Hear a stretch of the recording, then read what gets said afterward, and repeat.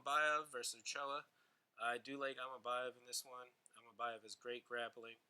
He didn't look that bad versus Cape. I think that was a bad stoppage. That eye poke. He got eye poked, and then the ref stopped the fight um, while Almabayev was going in for a double leg. You got to keep in mind, Manel Kopp has really, really good takedown defense. That's something he's really, really good at. Almabayev seems like a dog, just one of those guys that has no quit in him. I know Ochoa is a good striker. I couldn't find a ton of tape on him. He has 7 early knockouts on the regional scene. A lot of them, I think a lot of his hype is coming from his really good contender series fight with Kavanaugh. I do think he ends up being a really good fighter. But again, you got to look at all these fights in a vacuum, and styles make fights. I like taking the reliable grappler who seems super tough with great cardio. Give me Almabayev. The odds are there. It's almost a pick 'em fight. I'll probably just take money line on not Krylov, Almabayev. I do like him. All right, then we got Shara Barrios. I know we like to bet every fight. I'm really trying to find an angle to play it, but just to keep my shtick going, I think Barrios is too chinny. Shara is explosive, but there is a scenario where Barrios can try to grapple Shara, but you've seen that happen to Shara in Abu Dhabi. And it didn't really work. They still gave it to Shara. They're really pushing Shara the Bullet. They want to see him. He has the R, he has the one eye, the cool hair, the cool beard. So they're really going to try to push him.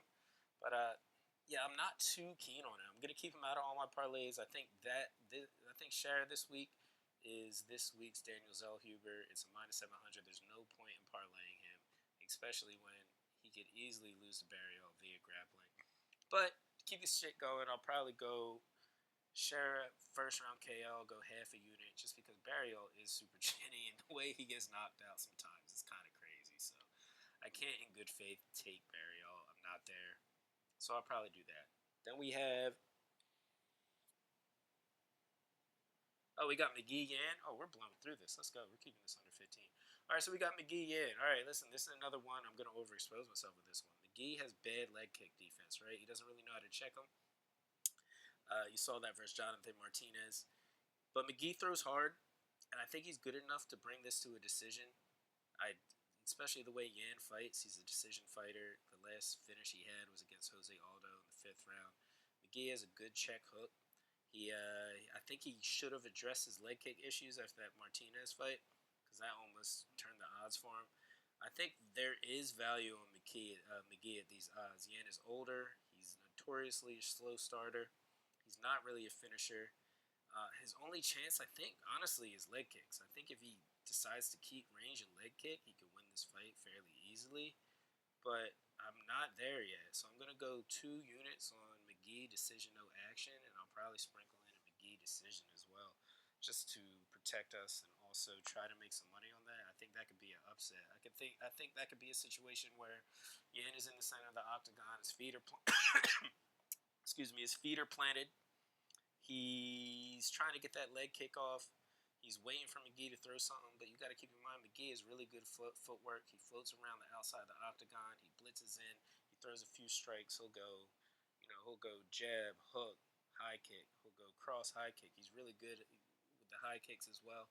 And I think that it could be a situation where he starts out too slow. McGee is getting off on him. He has more significant strikes. He's kind of piecing him up a little bit, punching through his guard. He's tough. He's a dog. He's throwing good. He's showing good defense. And then by the third round, last 2 or 3 minutes, Yan tries to start picking up, but it's a little too late. So I do like some point spreads on DraftKings that protect us. I like McGee -3.5, but we'll go over all that later. Then we got RDA Whitaker. Listen, I put this bet in on Reddit. I'm not on Reddit. I put it in and I posted on Reddit, and I'm getting flamed. So don't let me win this because I'm getting flamed. Listen, I love RDR. Like I said, his only losses were to Anatoly.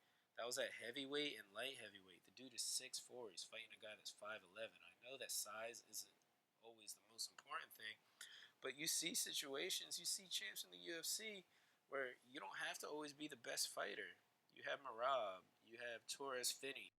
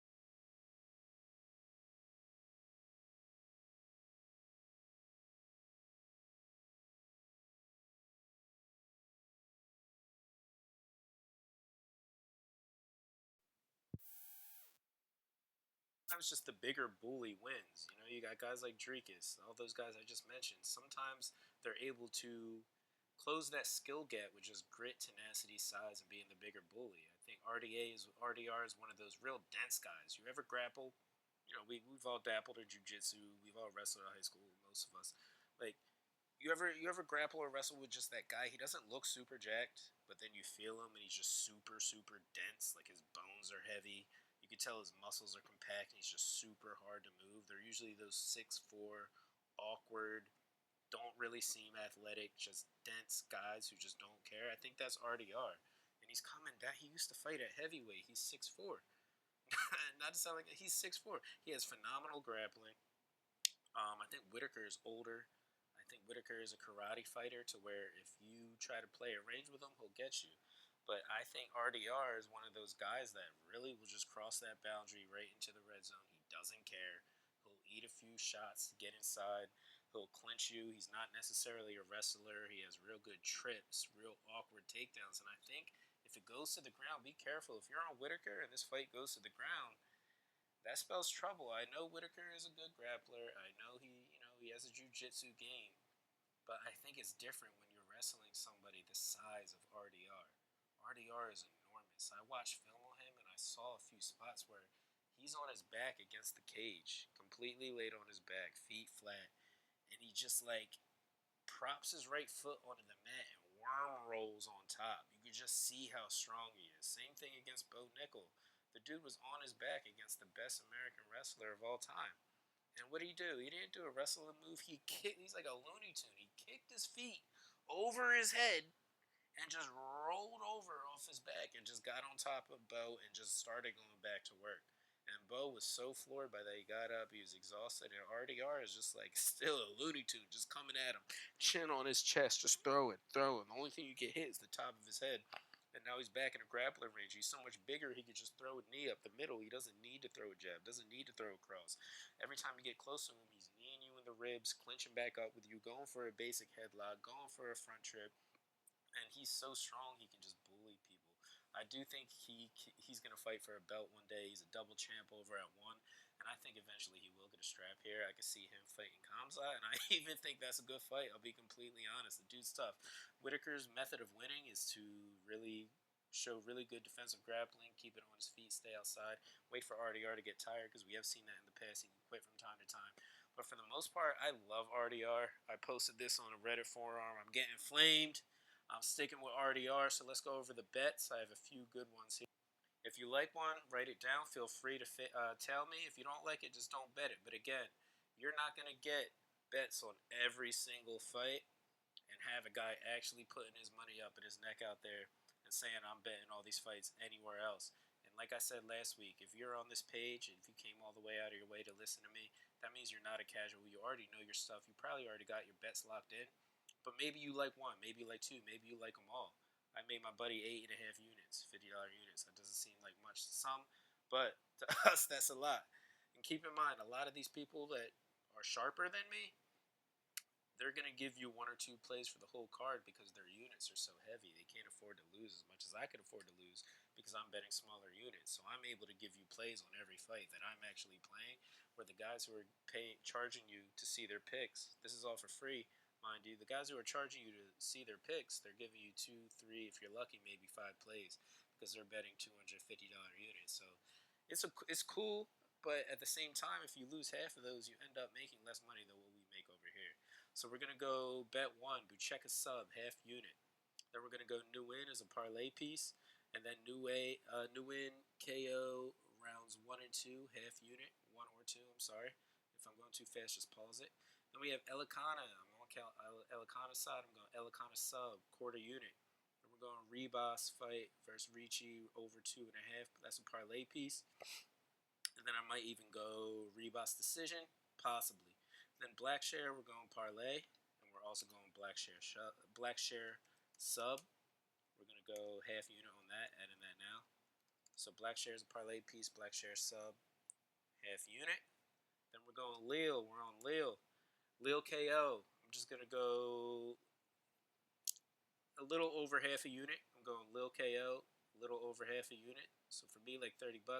Then Lil KO round 1 or 2, we're going half a unit. Then under 1.5, we're going a full unit on that. Then on Bryce Mitchell versus Saeed, I'm going Mitchell money line 1 unit. Mitchell decision quarter unit. Krylov fight, we're going Krylov money line 1 unit. That was when it was at 180. I still probably will play it. Then we have Krylov sub, we're going half unit. Then Almabayev, we're putting 2 units on Almabayev. Shara Nurmagomedov, we're going KO half unit.